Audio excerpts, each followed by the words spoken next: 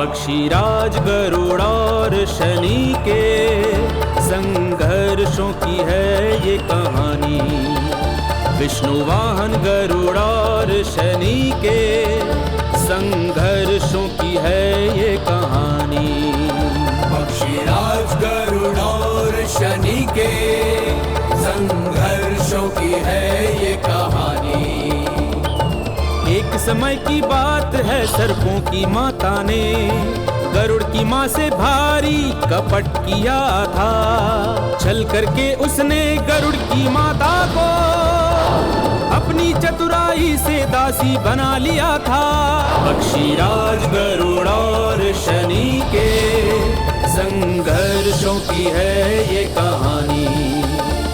शिव जी के अंग पे जो श्रृंगार करता है, उसी सर्प को ये संसार हर हर कहता है। विष्णु वाहन गरुड़ देख के हर हर को माँ के बदले की भावना से उस पे टूट पड़ता है।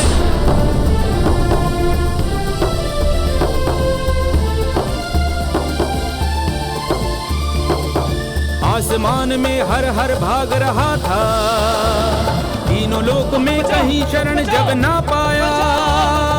चारों ओर ही दिखती मृत्यु की छाया, सारे रास्ते बंद दिखे जब उसको, और मृत्यु को निकट देख के घबराया। फिर वो शनि लोक में भाग के आता और शनि की शरण में आ जाता। त्राही मां पाही मां त्राही मां। शनिदेव, आप इस हराहर को शरण ना दें। मैं आज इसके प्राण लेकर ही रहूंगा।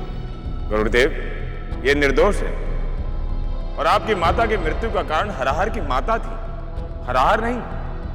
पुत्र तो ये उसी नागिन का है ना शनिदेव। मां के पापों का दंड पुत्र को तो भुगतना ही होगा। गरुड़देव, हराहर निर्दोष है और आपको कोई अधिकार नहीं ऐसा निर्णय लेने का। और न्याय व्यवस्था के अनुसार हराहर की माता अपने किए का दंड भोग चुकी है। मैं नहीं मानता किसी न्याय व्यवस्था को। मुझे बस इतना याद है कि इसकी माता ने छल और चालाकियों से मेरी माता को बहुत प्रताड़ित किया था।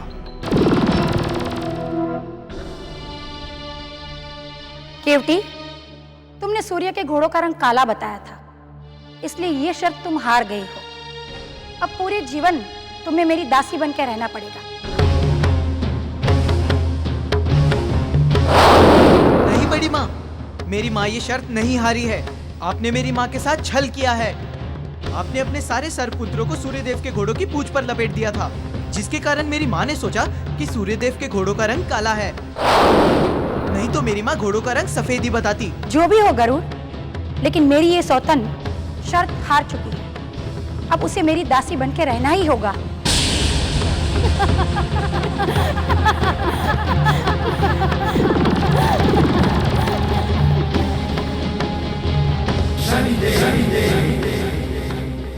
शनिदेव, आपका कैलाश पर स्वागत है।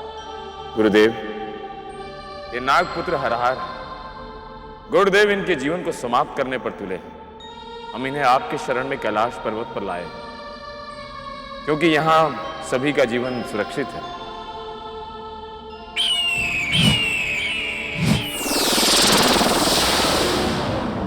ठीक है शनिदेव, आज से हराहर हमारे संरक्षण में सुरक्षित रहेंगे।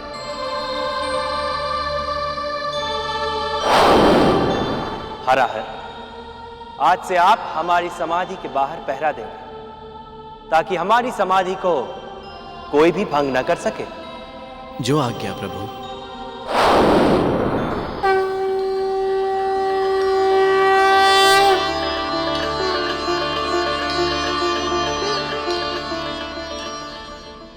शनिदेव, आपने हराहर को कैलाश पर सुरक्षित तो कर दिया, किंतु अब मैं ऐसी चाल चलूंगा कि महादेव स्वयं ही उसे कैलाश से निष्कासित कर देंगे। फिर मैं देखूंगा कि आप उसे कैसे बचाएंगे।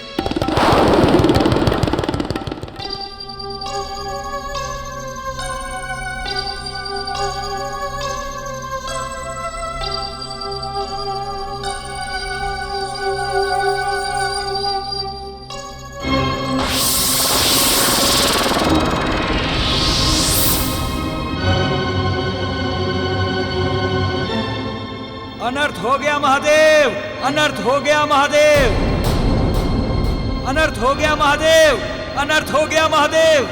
ये नंदी को क्या हो गया? हलाहल, महादेव कहाँ है? महादेव अंदर समाधि में है। बात क्या है नंदी? बहुत बड़ा अनर्थ हो गया है हलाहल।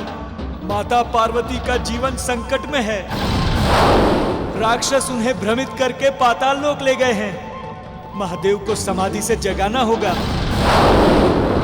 तुम जाकर उन्हें समाधि से जगाओ। महादेव को समाधि से जगाना होगा? मैं जाकर भूत प्रेत पिशाचों को इकट्ठा करता हूँ आक्रमण के लिए। माता पार्वती को राक्षस? ऐसा कैसे हो सकता है? किंतु नंदी झूठ नहीं कहेगा।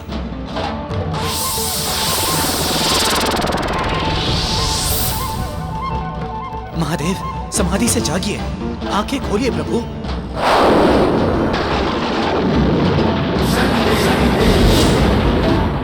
महादेव, आंखें खोलिए।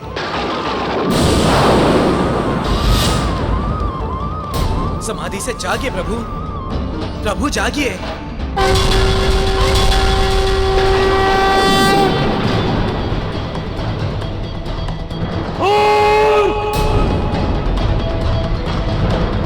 हमने तुम्हें समाधि की रक्षा के लिए पहरे पर रखा था और तुमने स्वयं ही हमारी समाधि भंग कर दी।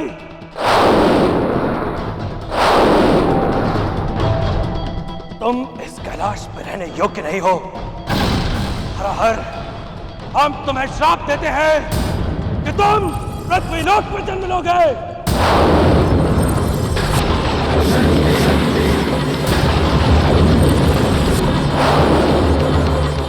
तुम्हारा आधा शरीर मनुष्य का होगा और सिर नाग का होगा। तुम्हारा आधा शरीर मनुष्य का होगा और सिर नाग का होगा। क्षमा कीजिए प्रभु, माता पार्वती के प्राण संकट में हैं, इसलिए मैंने आपको समाधि से।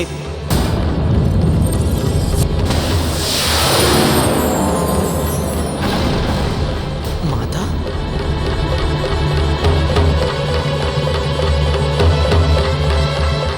हर तुम इसी पर यहां से चले जाओ। तुम जैसे झूठे प्राणी को कैलाश और सहन नहीं कर सकता।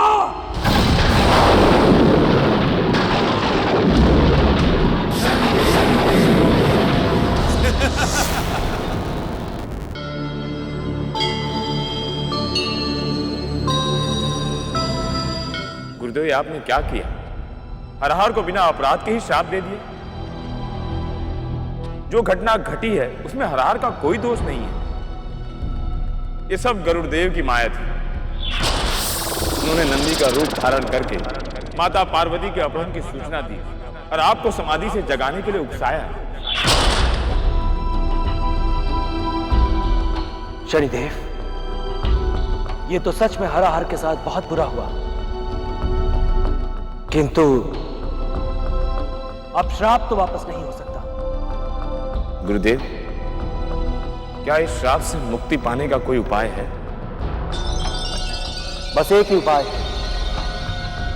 हरहर के दूसरे जन्म के पश्चात जब वो 20 वर्ष का हो जाएगा, तब राजा प्रतीक की पुत्री यदि अपनी इच्छा से उसे अपनाकर उससे विवाह कर ले तो वो श्राप मुक्त हो जाएगा।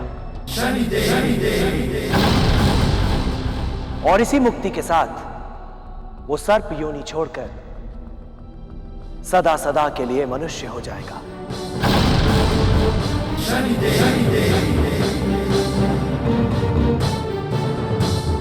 धन्य है गुरुदेव। मैं कदापि ऐसा नहीं होने दूंगा।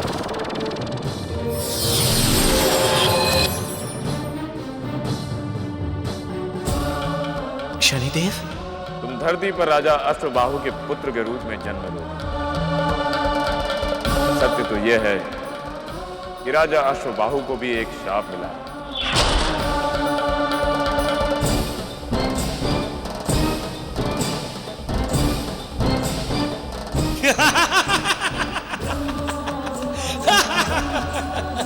राजन, जिस तरह तुम मेरे शरीर के बेढंगेपन का उपहास कर रहे हो, एक दिन तुम्हारे यहाँ ऐसा पुत्र पैदा होगा जिसकी शारीरिक बनावट पर सारी दुनिया उपहास करेगी। ये मेरा श्राप है।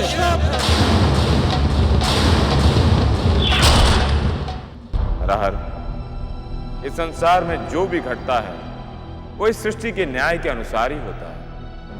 किसी के साथ न्याय होता है तो किसी के साथ अन्याय होता है। इस न्याय प्रणाली के लिए भूमिका बांधनी होती है। जाओ, अब तुम्हारा महाराज अश्वबाहु के पत्नी के कोख में जन्म लेने का समय हो गया है।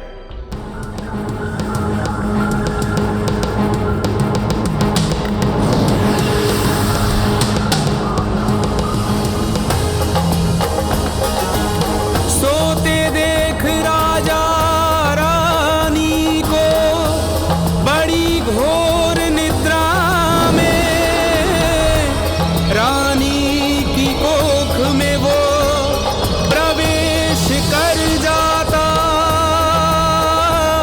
प्रवेश कर जाता।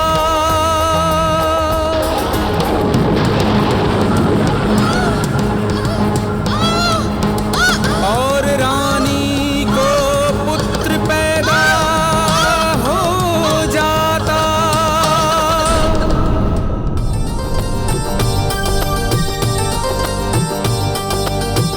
पिछले जन्म का जैसे कोई राजा को दंड मिला, पिछले जन्म का जैसे कोई राजा को दंड मिला, जो मानव सर्प शरीर का प्राणी उनको पुत्र हुआ अद्भुत, उनको पुत्र हुआ। लोक लाज के कारण राजा ने सब कुछ छुपा लिया, गुप्त कक्ष में बालक रख सब को चुप करा दिया, सब को चुप करा दिया। बीत गए ऐसे दिन रात, 20 साल बीता, मानव सर्प शरीर में हुआ विशाल युवा, हुआ विशाल युवा। पिताश्री, आखिर कब तक इस कक्ष में बंद रहूंगा मैं? मेरा दम घुटता है यहाँ। मुझे बाहर निकालिए, मुझे बाहर जाने दीजिए पिताश्री। पुत्र विशाल, मैं तुम्हारे कष्ट को भली भांति समझ सकता हूं, किंतु क्या करें, हम विवश हैं पुत्र, विवश हैं। यदि तुम यहां से बाहर जाओगे तो लोग तुम्हें देखकर तुम्हारा तिरस्कार करेंगे पुत्र। मुझ पर और तुम्हारी मां पर लोग प्रश्न उठाएंगे कि हमने एक ऐसे पुत्र को जन्म दिया। पुत्र तुम चाहते हो कि तुम्हारे पिता का अपमान हो, तो हम तुम्हें नहीं रोकेंगे, तुम जा सकते हो।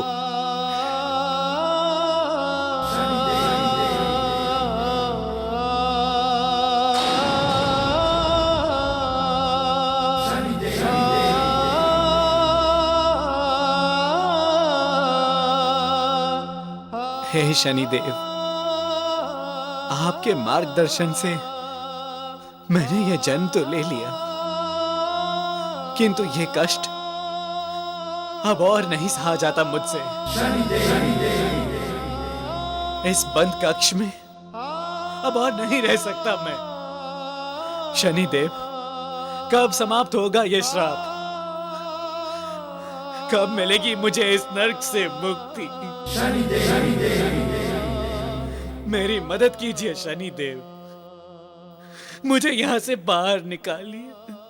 राजकुमार विशाल, हम जानते हैं तुम 20 वर्षों से कष्ट भोग रहे हो, परंतु अब तुम्हारे श्रापित जीवन से मुक्ति पाने का समय आ गया है।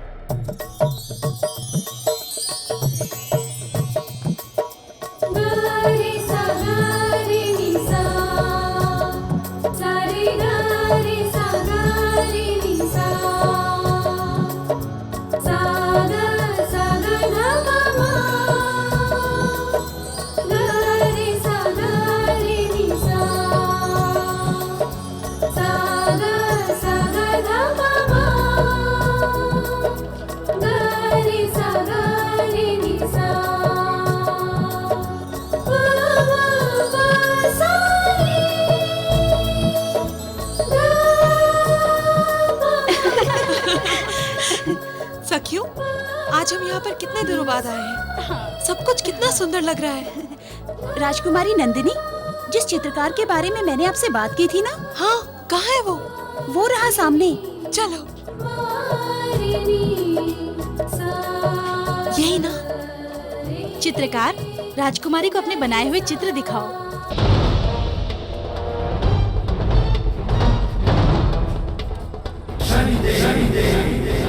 बताइए राजकुमारी जी, आप कैसा चित्र देखना पसंद करेंगे? कुछ ऐसा जो हमारे मन को मोह ले।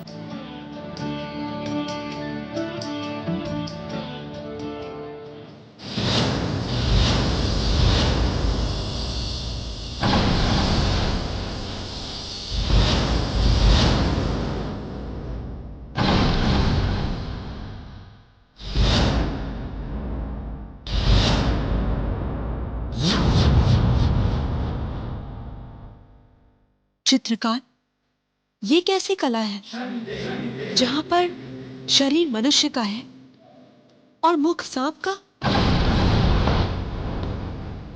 ये तुम्हारी कोरी कल्पना है या कोई सच्चाई? राजकुमारी जी, कभी कल्पना सच हो जाती है और कभी सच कल्पना बन जाती है। ये एक श्रापित राजकुमार का चित्र है।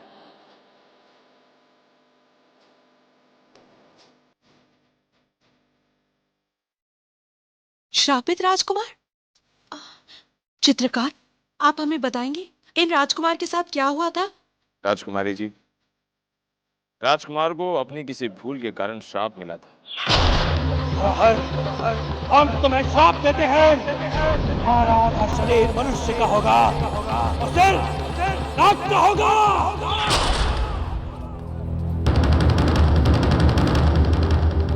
और इस रूप से मुक्ति तब मिलेगी जब कोई राजकुमारी इनके गले में वरमाला डालेगी।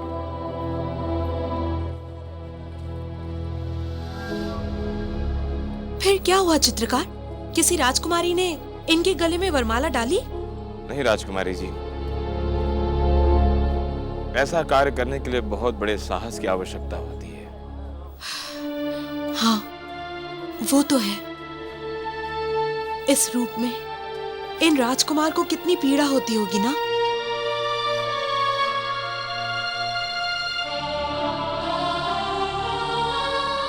मनुष्य के ही भांति इनके मन में भी इच्छा होती होगी इस संसार को देखने की, सबसे मिलने की। कोई मुझे बाहर निकालो, मेरी मदद करो।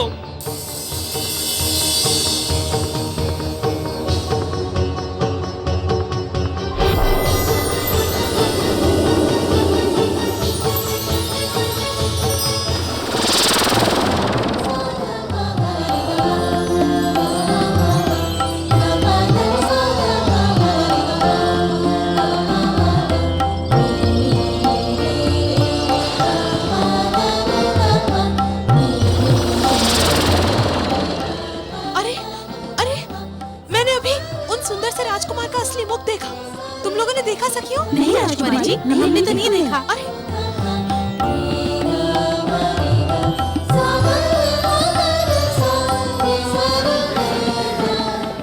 नहीं देखा?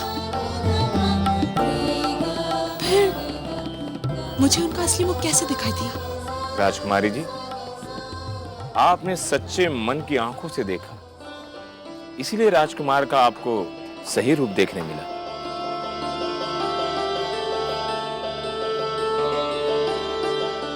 चित्रकार, ये चित्र आप हमें दे दीजिए। बताइए इसका क्या मूल्य है? राजकुमारी जी, हम धन के लिए चित्रकारी नहीं करते, हम लोगों के खुशियों के लिए इसमें रंग भरते हैं। आपको ये चित्र देखकर खुशी हुई तो ये चित्र आपका हुआ।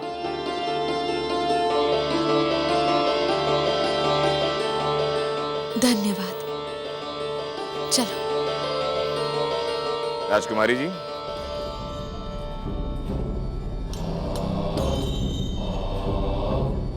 यदि यही राजकुमार आपके समक्ष आ जाते तो आप क्या करते? क्या आप इन्हें श्राप से मुक्ति दिलवाते?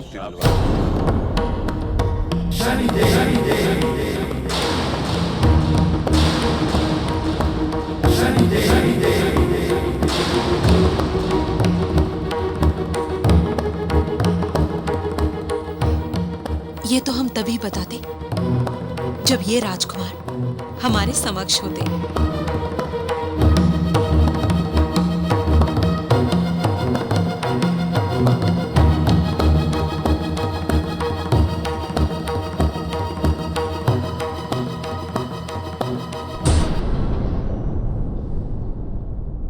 पिताजी, आपको नहीं पता, परंतु ये बहुत लंबी कहानी है।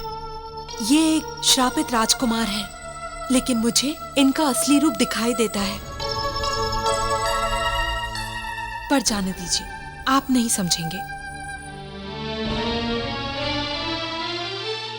महाराज, एक ब्राह्मण देव आपसे मिलना चाहते हैं। उन्हें आदर सहित भीतर भेज दो।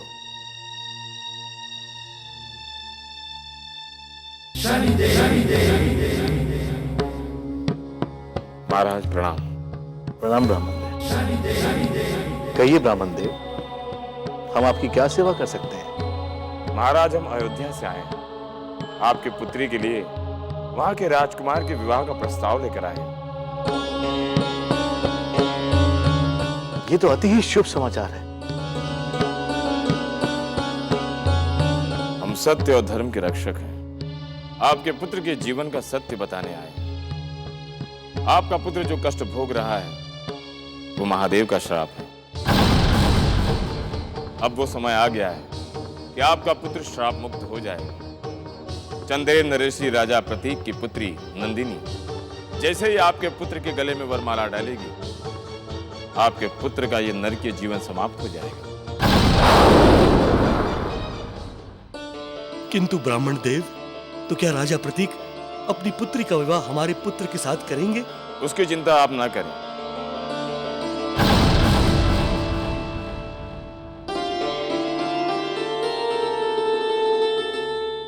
परंतु एक बात का ध्यान रखें, जब तक हम न कहें तब तक आप लोग अपने पुत्र का नागमुख किसी को नहीं दिखाएंगे। जैसा आप कह रहे हैं ब्राह्मण देव, वैसा ही होगा। राजा शिव बाहु महारानी रत्ना जी के महल में सर्प हर हर धीरे धीरे है आता।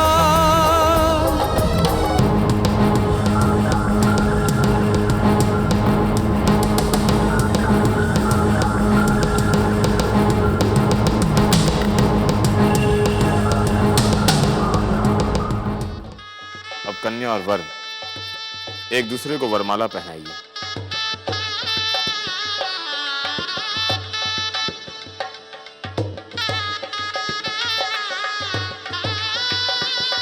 ठहरो।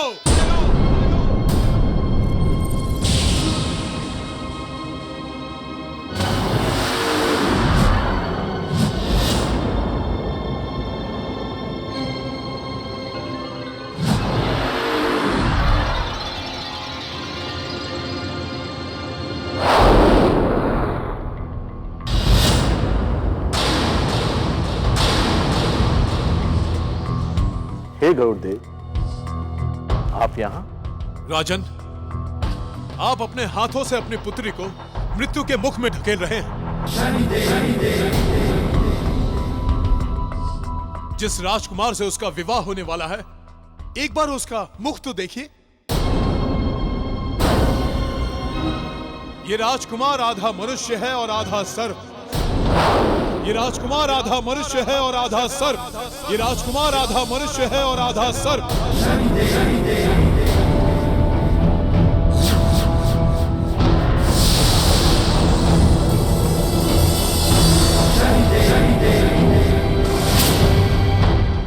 दूल्हे का चेहरा दिखाओ, उठाओ सहरे को।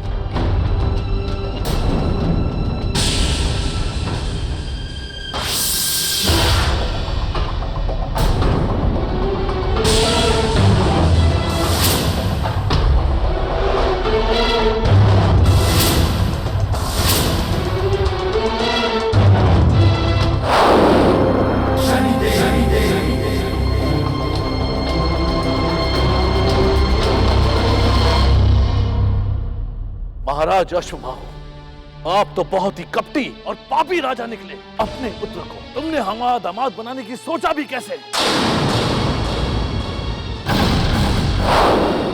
यदि मैं चाहूं तो इसी समय तुम सबको मृत्यु दंड दे सकता हूं, किंतु हम तुम्हारी तरह अधर्मी नहीं हैं।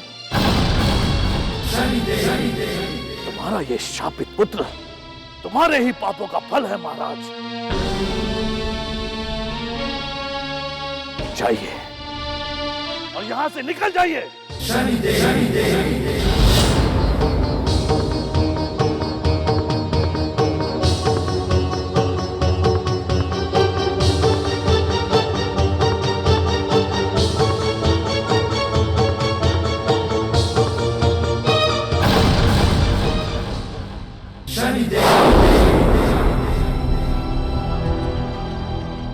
गरुड़, तुमने हमारे न्याय चक्र के बीच में आकर अच्छा नहीं किया। तुम क्रोध और बदले की भावनाओं में यह भूल गए कि तुम्हारे हाथों कितने पाप हुए जा रहे हैं। तुम्हें इन पापों का दंड अवश्य मिलेगा। शनिदेव, मैंने वही किया जो मुझे करना चाहिए था। मैं सर्प जाति को कभी चैन की सांस लेने नहीं दूंगा।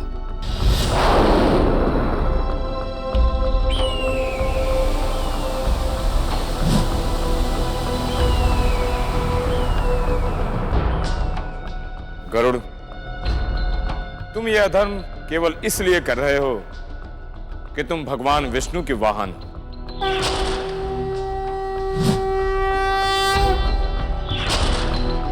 परंतु अब तुम्हारा अहंकार भी टूटेगा और हमारा न्याय चक्र भी पूरा होगा। ये एक श्रापित राजकुमार का चित्र। राजकुमार को अपनी किसी भूल के कारण श्राप मिला और इस रूप से मृत्यु तब मिलेगी जब कोई राजकुमारी इनके गले में वरमाला डालेगी।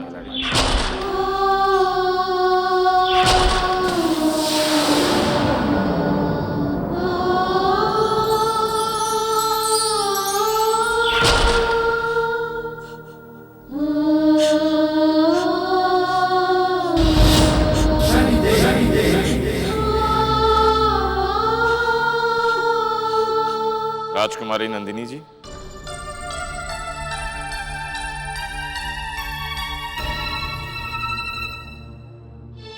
चित्रकार जी, आप यहाँ? राजकुमारी जी, उस दिन हमने आपको एक शापित राजकुमार की अधूरी कथा सुनाई थी। इस चित्र में जो शापित राजकुमार हैं, ये वही राजकुमार हैं जो आपसे विवाह करने आए थे। याद है? तब हमने आपसे पूछा था, यदि शापित राजकुमार साक्षात आपके सामने आ जाएं, तो आप क्या करेंगे? राजकुमारी जी, अब आपको निर्णय करना है कि उस शापित राजकुमार को श्राप से मुक्त कराना है या नहीं।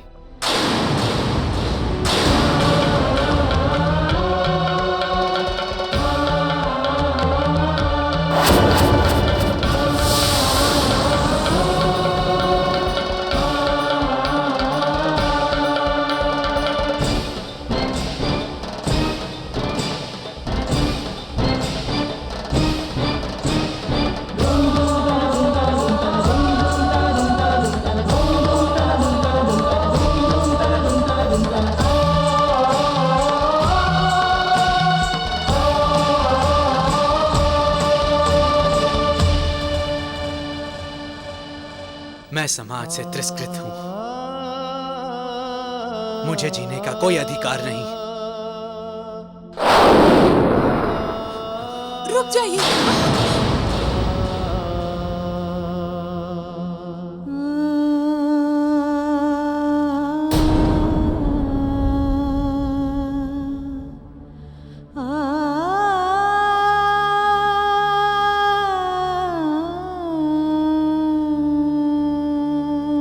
अगर आप इस संसार को छोड़कर चले जाएंगे तो मैं किसके सहारे जीऊंगी? आप ही तो मेरे जीवन साथी हैं।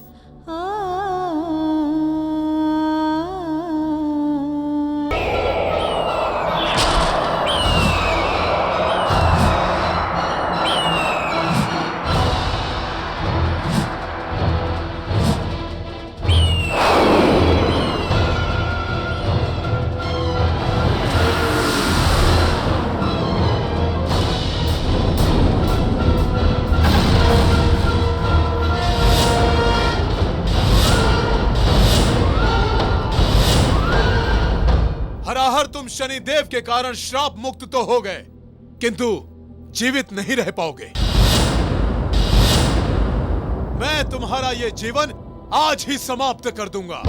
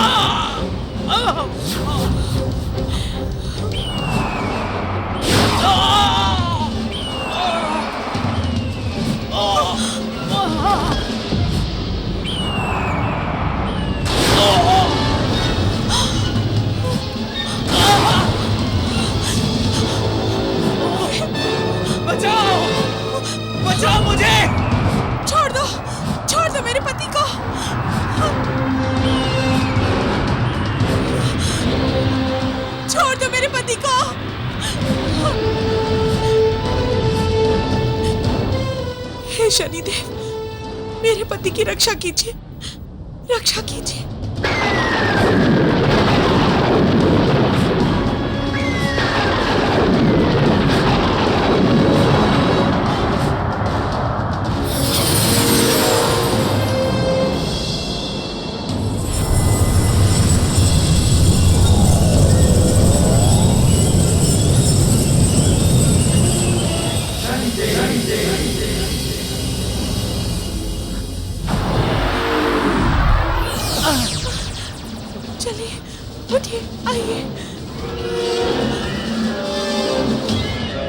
गरुड़देव, आज आपने अपराध की सारी सीमा पार कर दी।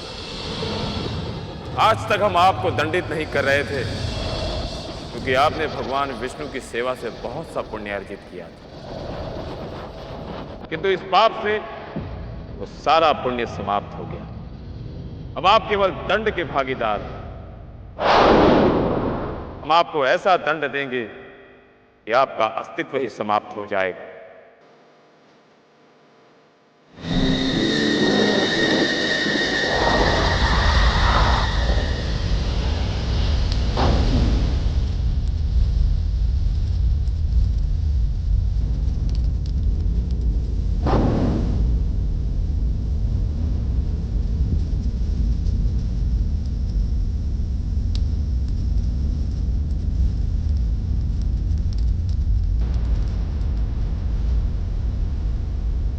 हे शनिदेव, मुझे क्षमा कर दीजिए।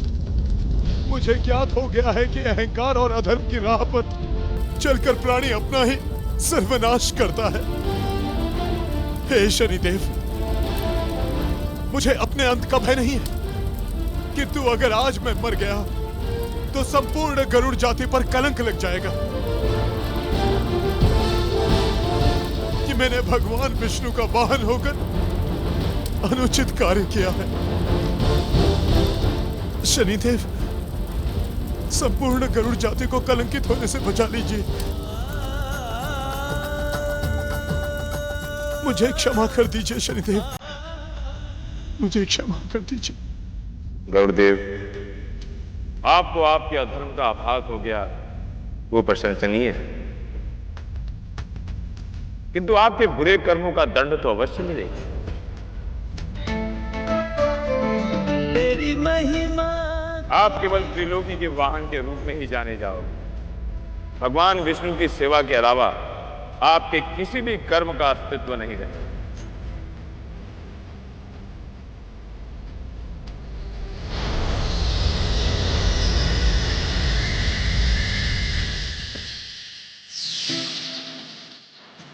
आप धन्य हैं शनिदेव, आप धन्य हैं। जय शनिदेव। जय शनिदेव।